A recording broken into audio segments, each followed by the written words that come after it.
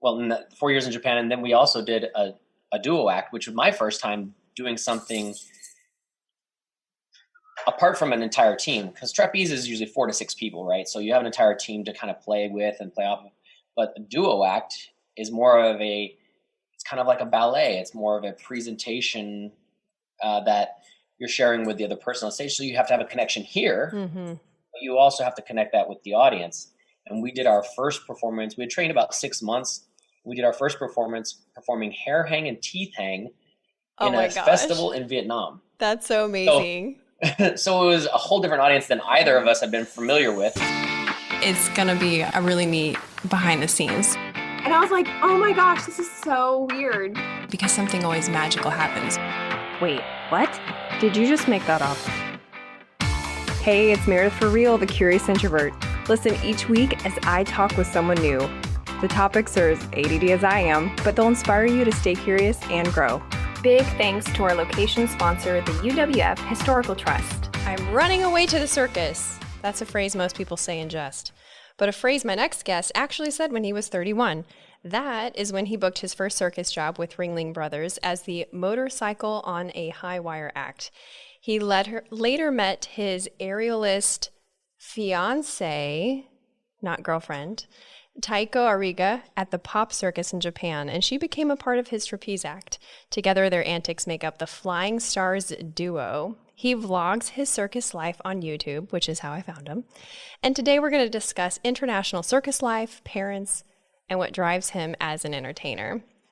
Sees the world upside down, debt-free and flying high, global citizen, Ryan Schneider, everyone. Welcome. Hey. How are you? Good. You guys look so in love. Congratulations on your recent engagement. Yeah, it was a fun and very stressful situation because I did the proposal on the flying trapeze.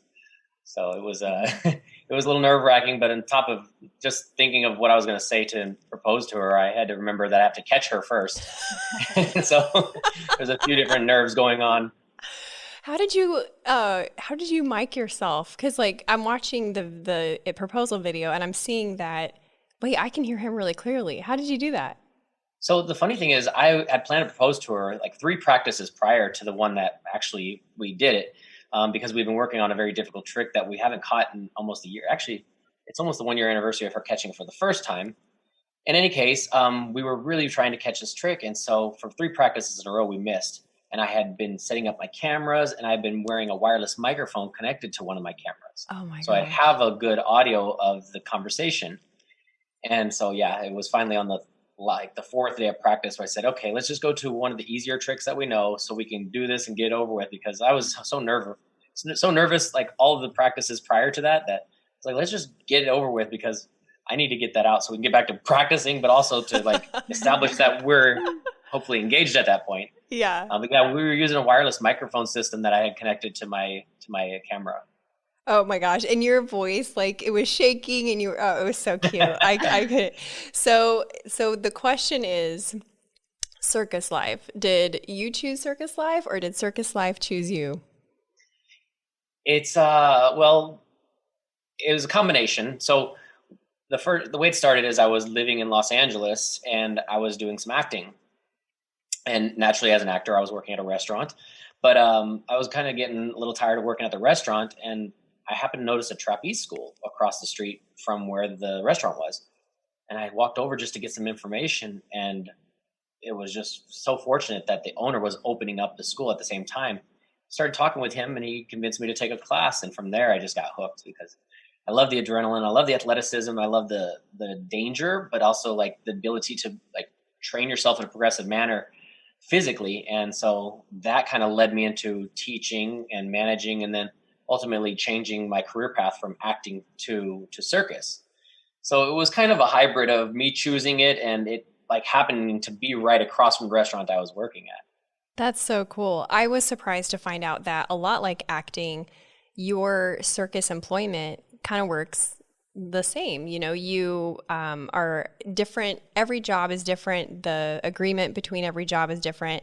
And so unlike traditional circus acts where it's a family unit that travels together from place to place, modern circuses hire independent artists, right? Right, right. And it's over the last 10 or 15 years, there's just been a huge growth of circus schools. So it's brought people like myself that grew up the same way, believing that only families were the ones that were performing in circus, and that's usually how it was. But the advent of these circus schools and the level of talent that these kids and adults were coming up with, it allowed some of these circus to say, look, let's bring in a few of these talents, let's bring in different people from different schools, and then yeah, it's just kind of grown that way. So now it's a pretty good mix in traditional and modern circus. Which is really cool because that gives you so much freedom as an artist to explore and try new things and learn new things and then kind of pitch it to whoever you're hired by at the time. Yeah, absolutely. And yeah, especially depending on where the circus school is and what they offer, because you need skilled instructors to be able to teach you to be at a level that you would be able to promote yourself for work. Just because I go jump on a trampoline, I can do a backflip, doesn't necessarily mean I'm going to be able to transition that to a performance. So you need to actually learn the skills in the proper way. And then there's also the understanding of how the business works. The circus is a business as well. And just because you have the skills doesn't necessarily mean you're going to be a good performer. And so there's that dynamic that also goes within the business of circus, is that just because you have good skills doesn't mean somebody's going to hire you, because ultimately they're selling tickets for people to watch you do those skills, but they want to feel something. They want to see that not only do you have the skills, but you're connecting with them. That's the whole idea of live circus, you know? Yeah, yeah. You've touched in our private conversations about the importance of connecting with your audience and not just like having a good backflip, if you will. Right. And you seem to have a long, interesting history of employment in which you have said you've connected with whoever it is in front of you. So just to name a few, let's see: baseball umpire, retail, door-to-door sales, haunted house actor, leasing agent, waiter, model, trapeze instructor, video editor, butler, valet driver, and Chippendale stripper. That one was the most interesting. I was like, wow. And for 3 years. Yeah. Well, it's funny because I was taking dance classes in college, and it was never a thought of mine to become a male entertainer or stripper. But I had gone with a friend of mine to one of the clubs in Houston, and she convinced me to go there. And I was like, I'm not interested in watching guys dance, but she convinced me to go there, and we ran into a guy that was in our dance class, and he kind of gave me a little bit more of the back history of it. So that's what led me to think, well, I'm from Dallas. There's a club in Dallas, a really high level club too. I'm going to go check out that when I get back to Dallas. And that I started as a waiter there, and then did a few amateur contests, and then that led to becoming a performer and then a headlining performer. Wow. So it was like that, being on stage, giving that live performance, getting that live interactive feedback, that immediate response of like what your performance is doing, whether it's inspiring or entertaining or just for mere enjoyment. That's like kind of the basis of every kind of live performance, whether it's theater or circus or street performance. All this stuff is, you feed off that energy that you get and as a reciprocation from what you're providing for them. Yeah. So you get a thrill from the athletic part. You've said you're kind of an adrenaline junkie, but you obviously get a thrill from that feedback you get from the audience. Which of those thrills is the biggest for you? I think it's weird because the internal immediate feel that you get, that visceral adrenaline, that kind of like that feeling that you might get when you see a police car behind you and light up their lights. That's that little bit of excitement or nerves. There's that you get, but the one that is sustainable and the one that really like sinks in deep is the one that you get when you see an audience. You can see in their eyes how they're changed by what you do in your performance, or whether it's maybe not yours but your team's, or everything within the entirety of the show. That's the part, like, especially when we get to interact at the end of the show and you get to talk to the kids and the families, and they're like, oh my gosh, that was so awesome what you did. And my kid wanted to do trapeze all his life, and now I got to see you do it. And like, now he's even more inspired to go learn more tricks. And so, or he never wanted to do it because he was scared, and now he wants to try it. like those are the stories that sit deeper and they last longer than just that initial visceral response of like, wow, congratulations, you did awesome. Like that is so temporary, but again, like that feeling of the response that you're getting from the audience that lasts, that's the stuff that I think I really I enjoy the most. Yeah, and that's not even a like a charisma related thing. That's really an audience connected thing. So it's almost like Right. connection is the adrenaline.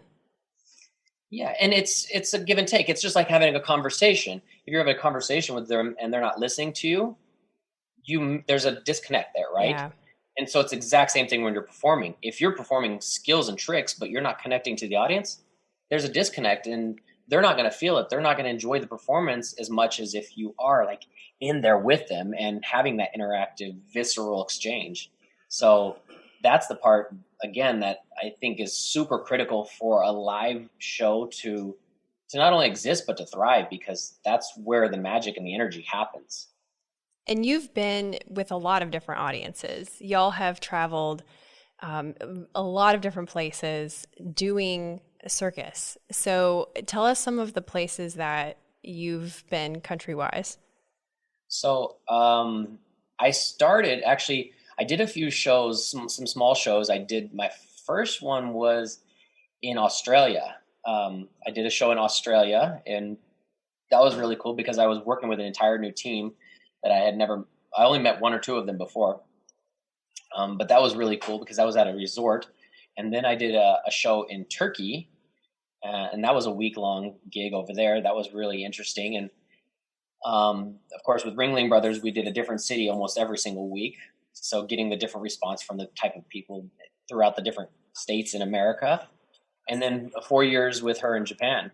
So, 4 years in Japan. And then we also did a duo act, which was my first time doing something apart from an entire team, because trapeze is usually 4 to 6 people, right? So you have an entire team to kind of play with and play off of. But a duo act is more of it's kind of like a ballet. It's more of a presentation that you're sharing with the other person on stage. So you have to have a connection here, but you also have to connect that with the audience. And we did our first performance. We had trained about 6 months. We did our first performance performing hair hang and teeth hang in a festival in Vietnam. That's so amazing. So it was a whole different audience than either of us had been familiar with. We're also on a different type of stage. So it wasn't a circus stage. It was a theatrical stage with just a proscenium and the wings like you would for theater or for an auditorium. And then we were also dealing with a whole different crew that was unfamiliar with how our winch needed to go up and down and stuff. So oh my gosh, this was also a big development within how we needed to improvise our act and how we needed to do our performance there, on top of just kind of seeing how the response of the audience was. So how does that vary from culture to culture? Do you find that you have to change up your act in order to make that connection? I think so. I mean, the thing is you want to keep everything to the core. And in flying trapeze, it's very consistent because we practice certain tricks and we're going to do that routine of tricks. It's going to be that same order of tricks. We may change it up a little bit, but it's always the round of tricks. When we're doing a duo act, there's the connection between us. It's not like flying trapeze. So here we have to have a connection between us, whether it's a love story, whether it's a hate story, whether it's a dramatic interpretation, whatever it is, we have to share that story with the audience. But also we've got to gauge what the audience is feeding off of, because if we're in a culture that's very, very conservative, like for example, Japan, we can't do a lot of like kissing on the lips and really tight embraces because it's a little uncomfortable for the audience, right? So you have to, it's just like a comedian, you have to know what audience you're talking to. The same joke you do in one place isn't going to be the same you're going to do in another place. So with our performance, how close that embrace is or how much sexual tension might be in our act, we have to vary that depending on what that culture is like. So that takes a little bit of research. When we're going to Vietnam versus Japan, we need to kind of understand how their culture is with relation to the story that we've created for our aerial act. That is so cool. That is so neat that you get to and that's usually only in aerial performances or I don't, there are other performances as well, but like for example, flying trapeze, we don't necessarily have a story, you know, so it's not as critical to like adjust to the audience. Okay. You know, So you it's can get a mostly little bit more feedback from the audience depending on where you're performing. Like, for example, performing in America, you're going to have a lot more people like hooting and hollering and a little more rowdy. Whereas Japan, they're going to appreciate it, but they're going to be a little bit more polite about their responses. They're not going to be whistling or like swinging their shirt around, you know. So that kind of feedback is different. So in that sense, in a flying trapeze act, we're not going to be like going crazy as well in Japan versus if we were in, for example, Mexico, when we were performing in Mexico. So there's a huge difference in that part of it. Yeah, yo vi que en tus videos que tú hablas español. You speak Spanish. Entiendo mucho, pero habla is I don't know the proper word for. I only know the bad word. Mierda. Oh, see, okay, we can say that. Sorry. Yeah, that's what I was going to say. So, how do you communicate with other performers when you don't always speak the same language? It's interesting because there's nonverbal communication is a huge thing that, you know, making pictures and explaining things like me here, you here. Whew. I go here and you go here, right? It's kind of like drawing pictures with your hands and stuff. Depending on the level of language communication, there's words that we all start to learn just intuitively because we're constantly around different cultures and different languages. Mm-hmm. But if we don't absolutely know a single word, then we can explain it through our body language. We can explain it through kind of demonstration or diagram or showing a different video, and that will kind of help them understand. Like this, salto, back flip. Oh, wow. Back flip. And then they will say it maybe in their language, and then you start to understand those words, and you'll pick up on words that you don't realize you're understanding as you are around these different languages. And then that also is a part of kind of just being attentive to all that stuff as well. It connects with the ability that you're describing to connect with the audience. You're connecting with other people, and you're not relying on, well, how did you like that? And then having them reply. You're relying on more like fundamental cues of body language and facial expressions. And I think that's so cool because when you cue into that and you don't rely on the verbal, you are so much more connected to whoever it is in front of you, no matter what language they speak and no matter if you're on a stage or you're sitting across the table from them. Right. I mean, it's almost like that very super typical, like when you meet a girl or a guy for the first time, like, do you like me? Circle yes or no. There's no connection there. Right. But if you're having a conversation, you start to see how their body reaction, you don't have to necessarily hear the words. Somebody sitting across can see, ooh, that couple, they're really into each other. Mm-hmm. Or, ooh, she's totally not into him. Look at him making a fool of himself. And you can see that, right? That's just body language without hearing words. Yep. So You've that's just the same described. thing. And you provide that as a performer with your body, with your movement, because they can't hear what you're saying when you're 30, 40 feet away. But they can see if you're like, oh, I did bad, or, oh, that was really good. I feel proud, you know, and they feel that. Oh, that's so true. Yeah. And the people watching, you've just described my husband and I, one of our favorite pastimes is finding people who are definitely on a first date and like making up a narrative about what they're doing. I do that a little bit here and there too, but it's pretty fun. I have a couple of questions from some of my listeners, so if you don't mind. One of them was from Amy Anderson Lafitte. She says, do you ever get tired of performing, and what's your schedule like? Hey everyone, just a quick interruption to show gratitude to our sponsors and give you some special deals. The UWF Historical Trust. We shoot the show in the Museum of Commerce and the T.T. Wentworth Museum. And not only is this an amazing step back into the 18 and 1900s, but it's an event space too. How cool is that? You can see everything at historicpensacola.org. If you want to tour one of the 12 museums, and yes, Pensacola has 12 museums, and you get your tickets in person, show the ticket agent one of my emails and you'll get $2 off an adult ticket. You can get emails by texting REAL to 66866. So I don't have kids, but I also want to tell you about It's Your magazine. They're a national family-centered publishing company with free parent magazines. They have parenting advice, events, and inspiration. I'm actually in a networking group with the publisher, and this guy is all about family. You can view a free magazine in cities in Texas, Oregon, Washington, and Florida by checking them out at itsyourmagazine.com. And INSEC. So I've always felt iffy about pesticides. Then the mosquitoes got so bad, I would get covered in them from walking from my house to the car. I called INSEC, and to say I've been impressed is an understatement. When the treatment wasn't quite doing it, the owner actually came to my house. He found the breeding sites, identified the species of mosquito, and adjusted my treatment to that species. That's when I found out he's also a beekeeper, and pollinator issues are always top of mind. So if you're in the Florida Panhandle or Gulf Coast of Alabama, give him a call, ensec.net. And Dexafit Pensacola. So new thought, the scale is just your relationship with gravity. Now when I get on my scale and me no likey, I say, you don't know me. What does know me is the 3D body comp scan. I can see what I'm made of and what's right for my body. Plus, when you get a Dexafit scan, you also get a consultation, because what good is data if you don't know what to do with it? After you know, you can make your fitness plan smart, like Expert Level 5000. Also, look this up on YouTube. It's pretty awesome. Dexafit.com. Now back to the show.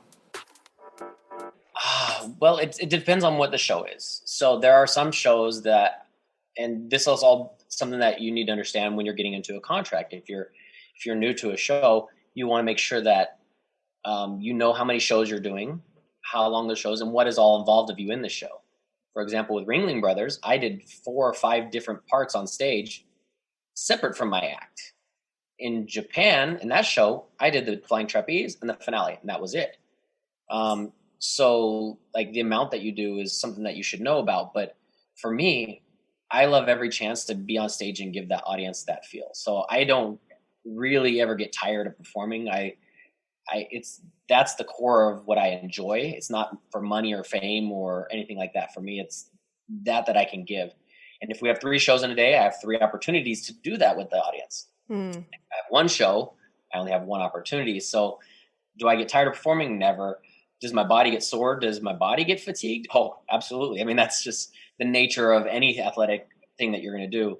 So yeah, there's always that nice time when a typhoon comes in, and then you have a couple of extra days off that you weren't expecting. Right. But at the same time, I would rather be performing than not. And right now is a prime example of that, because there's not a lot of that happening. No. And so then you're entertaining some random podcaster that emailed you from YouTube. Not at all. No, this is fun. I did binge a lot on your YouTube videos, and I didn't see any animals in any of like the circus footage or like the behind the scenes. One of my listeners, Jennifer Alvarez, she asks, as a performer, what are your views on exotic animals like large cats and elephants being used in circuses? That's a very controversial topic, isn't it? It is. It's a good question.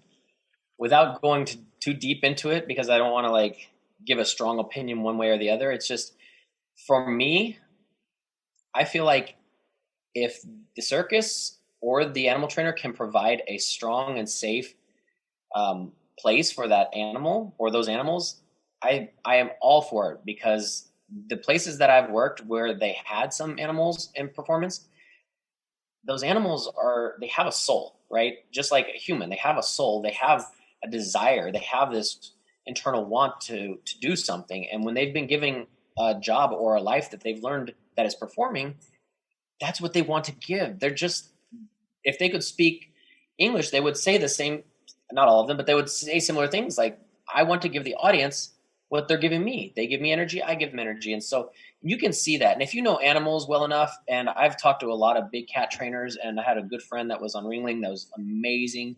His whole family, they are super, super, really close and very, very, very just really good with what they do with the big cats. And hearing the stories and learning about how they treat the animals and how the animals, and there's that common respect, it just educates you. And that's what I think is lacking with a lot of people that have a prejudgment is that they don't really necessarily know from a direct source what is going on with all that. And so they jump to make the conclusion what the propaganda says, you know? So in your experience, you only saw good treatment of animals if you had animals on with the act. Yeah, I never saw anything that would have made me cringe or like look away because one, I wasn't necessarily always around those things. Like I went to just like say hi to some of the tigers and elephants, but I didn't spend a lengthy amount of time there. But yeah, I don't know why you would want to have an animal. I don't know. I wouldn't use, I'm sorry. I don't know what else to say. I just think okay. My experience has been pleasant. Yeah, and that's good. I support it. I support the people who make a living from it, and I really support the people who really, really take care and Do it respect right. and appreciate the animals. You know. Yeah. Yeah, absolutely. Well, the modern circus has changed so much from traditional circus, whether it's, animals, having a narrative in your trapeze act. I think that's a modern circus thing. I don't know that they necessarily did that in traditional, but it's so fun to learn about all the different elements. One of them being the parental element. So I really would like to hear from both of you, if that's okay, what your parents' reaction was when you were like, Mom and Dad, going to the circus. Yeah, what was your parents' response? Now my parents like circus. I mean, I'm started circus. My family is no circus family, so nobody know about circus. Why you wanna try circus? Well, because I practiced before I was child. When I was child, I trained in gymnast. Oh, okay. That makes sense. And so you went from gymnastics to circus. Yeah, circus. Why you wanna choose circus? Why you don't wanna continue gymnast or something? If you quit gymnast, but you can teach gymnast, why you wanna transfer circus? Nobody know, and I don't know what's going on later. A worry because they didn't really know what to expect because there's no preface for it, right? There was nothing that they knew. Yeah, in Japan is no have a lot of circus. Nobody do any right training. So what do you wanna do future? You wanna job in circus? Yeah. After I come back Japan and I joined the pop circus, and my parents, oh, okay, you can try that. And I do show later. I say to my parents, come to watch show. And my parents watch first time show. They understand to me a little bit. And after, good, you choose this life. And they respect me. And wow, they're happy now. That's pretty supportive, actually. That's really awesome. What about you, Ryan? Yeah, well, I think it wasn't as much of a surprise to them because they knew I wanted to do performance. Just like myself, they didn't really think that was a possibility of something that would be in our future because, again, we don't come from the families of circus, so it's not a natural transition, right? But when I first told my family that I was starting to do flying trapeze classes, they were confused. They didn't understand what that was. And then when I got my first contract and I said, oh, I'm going to be riding motorcycle on a wire, there was like this confusion. Yeah. And of course, naturally, my mom, she's super protective and she's confused, but like scared as well. But at that time, I'm 31 years old. So she wants the support, but she's still the mother. So she's like, you cannot do that. You cannot do that. You should do that. That's great. I support you 100%, but you cannot do that.